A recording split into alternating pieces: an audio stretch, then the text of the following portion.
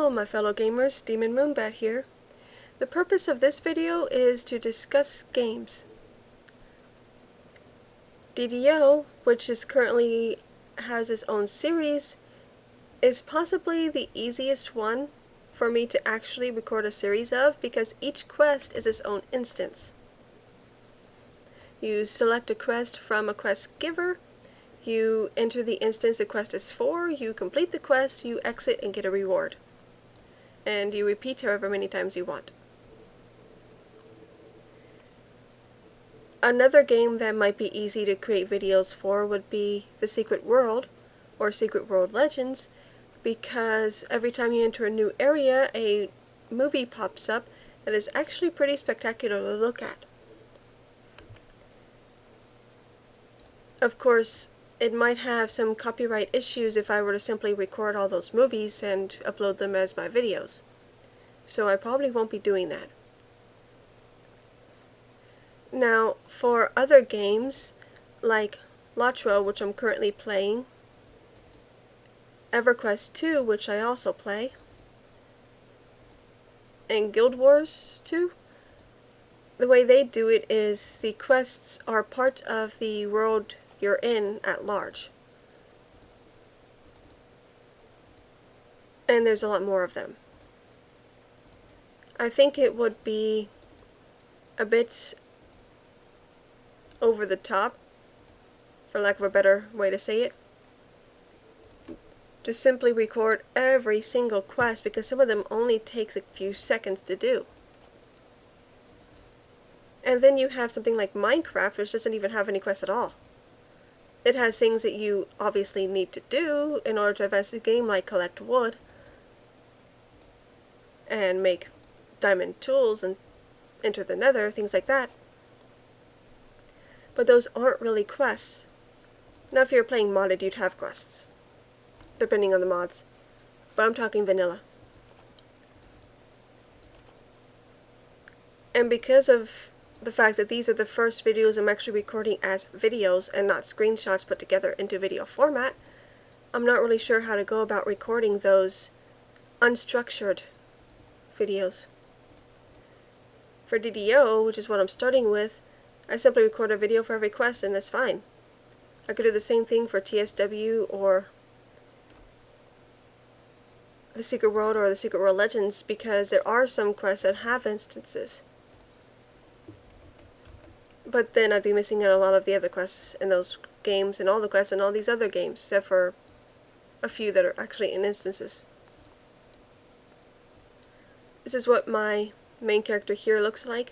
I'm level 105 because I gained an item with the last expansion that I purchased. This is my inventory, character screen, money. Now,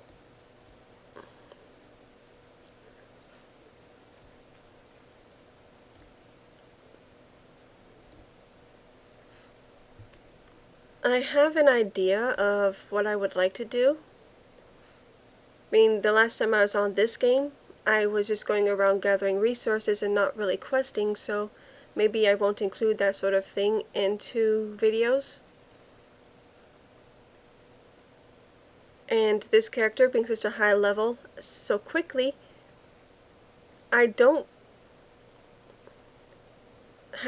not in any areas where I am of the level of the area. So they're all gray. So maybe if I wanted to actually do a proper series of videos on this, maybe I should start as a level 1 character.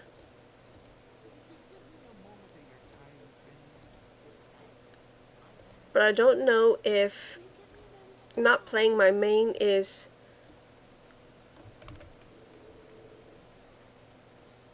fair to you guys. So I'll let somebody else make the decision. Should I continue playing my main character in the low level areas in spite of her high level for the videos, or create a new character at level 1 to go through the game with you?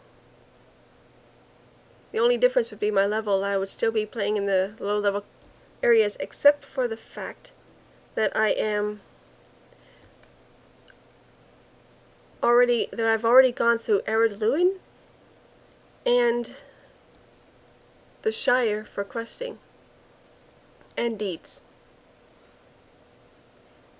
So the only low-level area that remains is Breland. I'm not sure if I've gone through the low-level areas up to Combe yet or not on this character. It's been a while since I've played, but odds are I probably have. So I would be starting at level 10 to 20 content, I think. When you see blue above the Steeplemaster, that means you haven't discovered the Steeplemaster yet, even if you're standing right in front of it. You have to actually select him to discover him, and then you can go to him whenever you want. But, so should I create a new level 1 character on the games where I don't have any newly created characters to go through it with you? Or should I continue playing my main characters regardless of their levels and access to lower level quests? Besides that, I have a few things to discuss about the games themselves as well. Like I mentioned, the quests themselves are different from DDO, so I'm not sure how exactly I'm going to showcase the videos into a series. I might just do a few minutes every day on a video, regardless of which quest I'm actually doing at that time. Or I might make sure that every minute I play that game is in a video.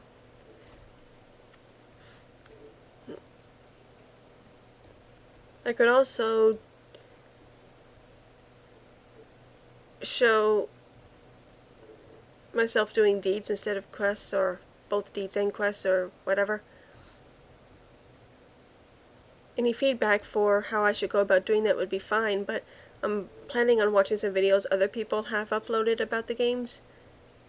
Like Wells Knight, for example, I think he played LOTRO at one point. So I will have a better idea when I start making those videos.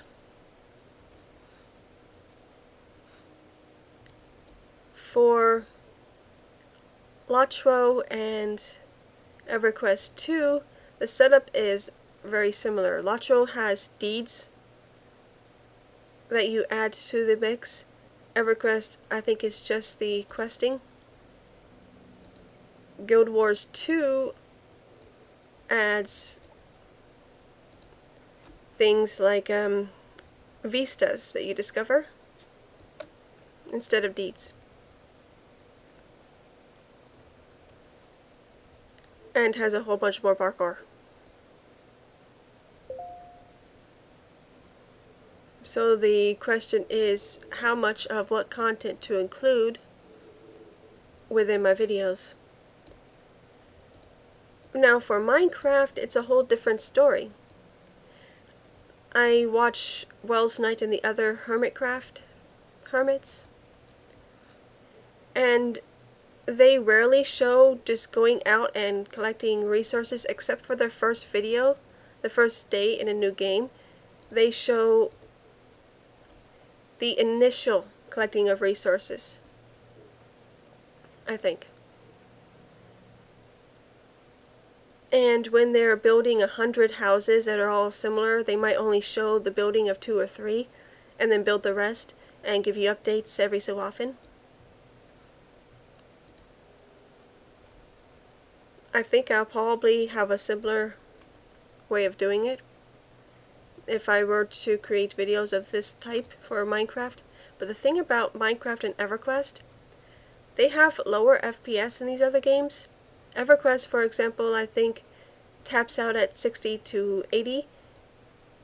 This game and DDO, when I'm not recording, are over 1,000. Right now this one's between 90 and 110. Minecraft, on the other hand, seems to be a steady 30 FPS when not recording, and I think the reason for that is because I use Journey Map. So if I were to start recording, I will probably have to do away with Journey Map, which means I have to learn how to play without it again, I've been using it for various things. Not necessarily the mapping, though that's nice to look at. I use it for the mob finding. It's easier to find a cave if something has spawned in it and Journey Map tells me that there's something there. I can just simply dig through to it and then light it up. I can also open the main window and count 1 sheep, 2 sheep, 3 sheep, all the way up to 33 sheep, or however many I have. Which makes it easy to keep track of how many of a certain mob are in a certain area. Those are the 2 main reasons I use it. Mob counting and mob finding.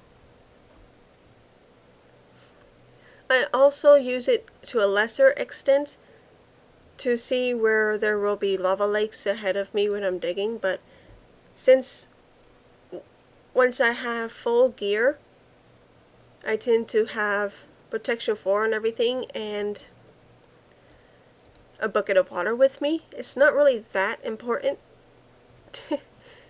I mean, I fall in lava, I just pour water on myself and swim up. The water turns the lava into obsidian and puts out the fire. And then I pick up the water and keep going. And since I have protection for everything, if it's a deep lava pit and I go to the bottom, I can still have time to swim up and put down the water without taking too much damage. And then once I pick up the water again, I probably have to eat some food. Which is likely going to be fish because I fish a lot.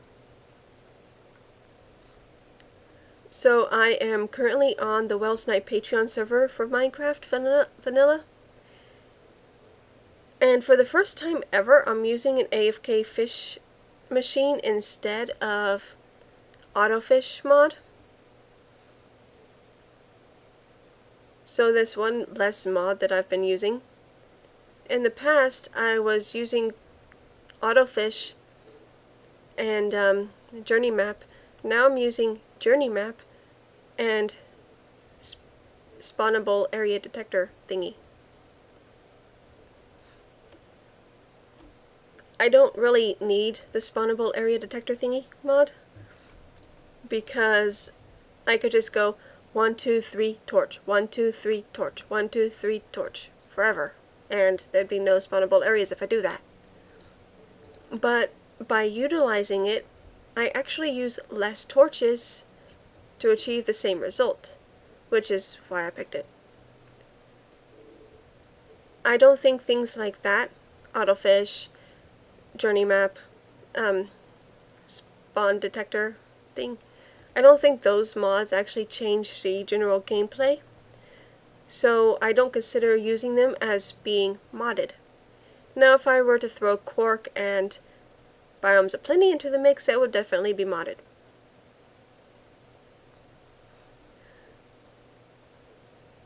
And while the episode 0 of the Minecraft series I've already started has Journey Map, it probably won't have Journey Map in any future videos because of the FPS problem.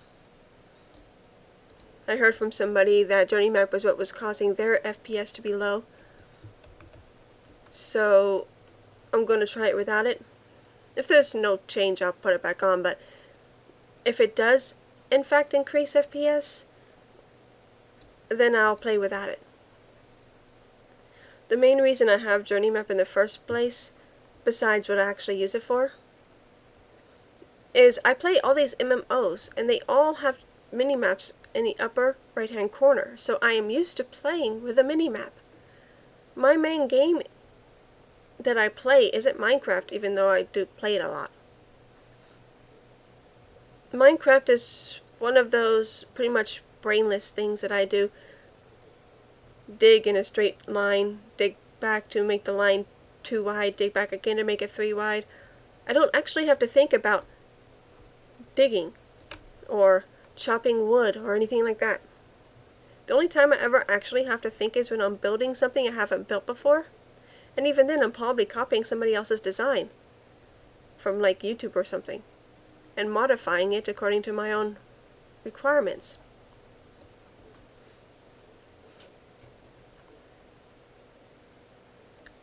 Most of the builds I'll be copying and modifying are Wells Knight builds from his 15-minute build series. And in a single player world, I'll probably also utilize some of the builds he built in his kingdoms, like his mob farm, for example. The one with all the water.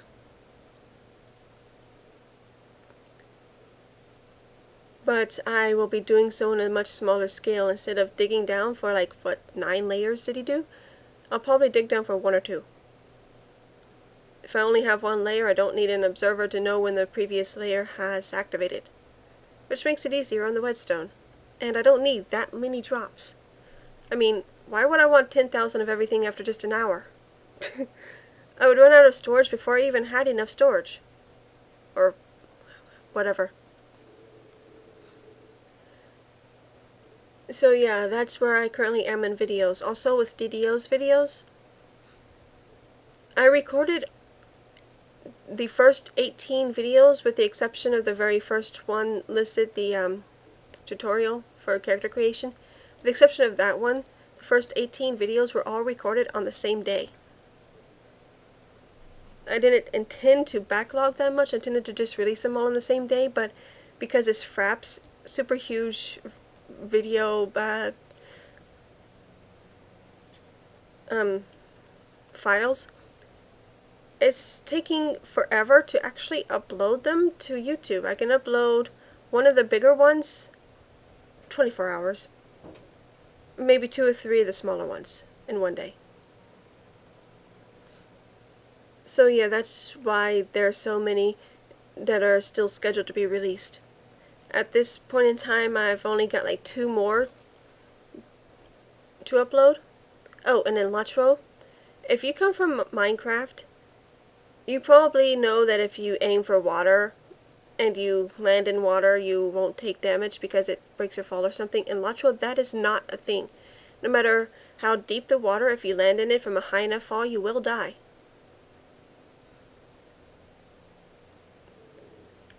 Think about it as landing on land, for example. Land on something solid, you expect to die. Land in water, you don't, but it takes the same amount of distance, I think, to actually kill you.